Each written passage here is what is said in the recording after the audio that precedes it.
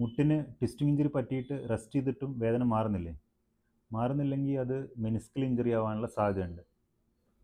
ഈ മെനിസ്കസ് എന്ന് പറയുന്നത് മുട്ടിനകത്തുള്ള ഒരു ഷോക്ക് അബ്സോർബർ പോലെയാണ്. നമ്മൾ മുട്ടിന് ഒരു ട്വിസ്റ്റിംഗ് ഇഞ്ചുറിയൊക്കെ പറ്റിക്കഴിഞ്ഞാൽ ഇതിന് ടയർ വരാനുള്ള റിസ്ക് ഉണ്ട്. പലരും മെനിസ്കൽ ഇഞ്ചുറി ഒരു ചെറിയ ലിഗമെൻറ്റ് സ്ട്രെയിൻ ആണ് എന്ന് പറഞ്ഞിട്ട് ഇഗ്നോർ ചെയ്യാറുണ്ട്. അങ്ങനെ ചെയ്താലുള്ള കുഴപ്പം ഈ മുട്ടിൻ്റെ വേദന അത് മാറാതെ നിൽക്കാം, പിന്നെ മുട്ടിന് തേയ്മാനം വരാം.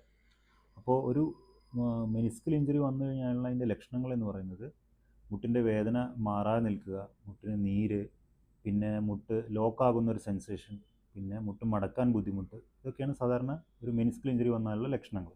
അപ്പോൾ ഒരു മുട്ടിന് ട്വിസ്റ്റിംഗ് ഇഞ്ചുറി സംഭവിച്ചിട്ട് വേദന മാറാതിരിക്കുകയാണെന്നുണ്ടെങ്കിൽ തീർച്ചയായും നിങ്ങളൊരു ഓർത്തോപെഡിക് സർജനെ കൺസൾട്ട് ചെയ്യണം.